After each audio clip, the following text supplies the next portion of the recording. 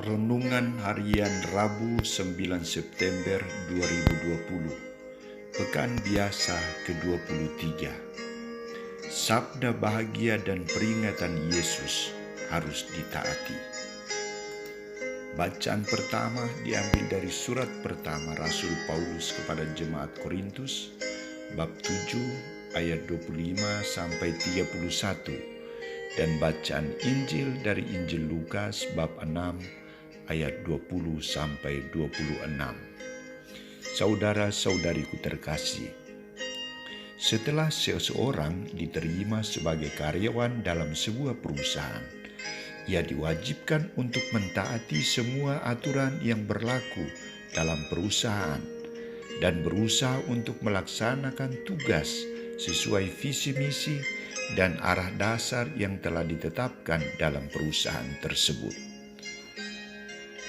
Yesus Kristus sebagai kepala perusahaan kerajaan Allah, setelah memilih ke-12 rasulnya, ia mencari kesempatan khusus untuk berbicara dengan mereka tentang arah dasar dan visi misi menjadi pengikutnya.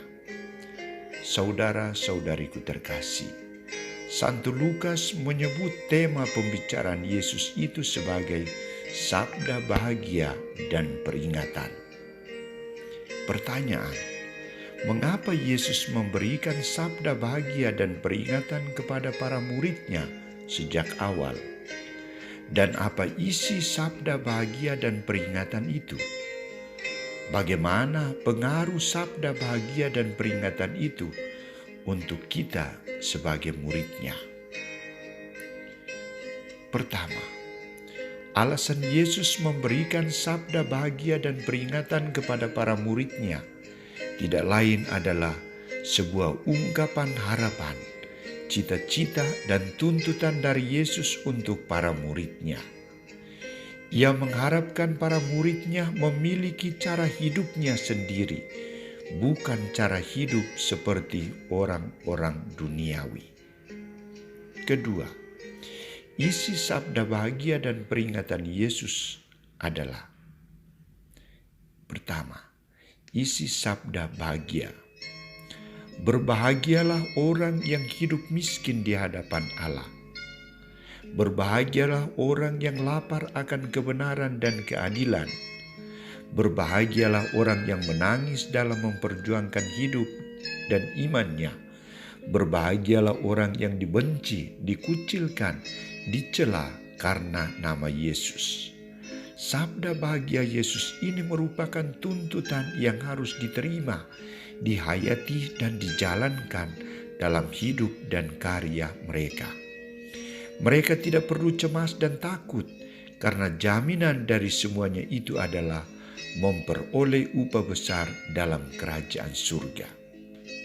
Kedua, sabda peringatan Yesus. Celakalah orang yang hidupnya kaya harta, tetapi miskin kasih. Celakalah kamu yang sekarang kenyang, karena kamu akan lapar. Celakalah kamu yang tertawa di atas penderitaan orang lain, dan celakalah kamu yang mau mencari pujian. Sabda peringatan Yesus ini adalah sebuah ungkapan ketegasan Yesus agar mereka menjauhkan diri dari keterikatan mereka akan kekayaan dan dituntut untuk hidup sederhana, dituntut untuk solider dengan yang lapar dan rendah hati di hadapan orang lain. Ketiga, bagaimana pengaruh sabda bahagia dan peringatan itu untuk kita? Saudara-saudariku terkasih, sabda bahagia dan peringatan Yesus masih sangat relevan dan berpengaruh bagi kita saat ini.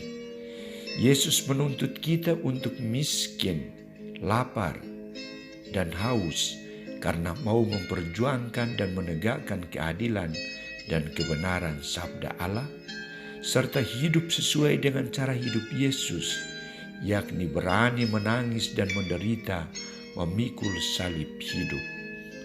Atau jangan pernah berputus asa dalam menghadapi berbagai kesukaran hidup. Hanya orang yang miskin bukan kaya, hanya orang yang lapar bukan kenyang, hanya orang yang menangis bukan tertawa, dan hanya orang yang menderita bukan senang, yang membutuhkan Tuhan dan sesama dalam hidupnya. Semoga kita berjuang untuk menjadi kelompok yang berbahagia menurut takaran Yesus sendiri. Amin.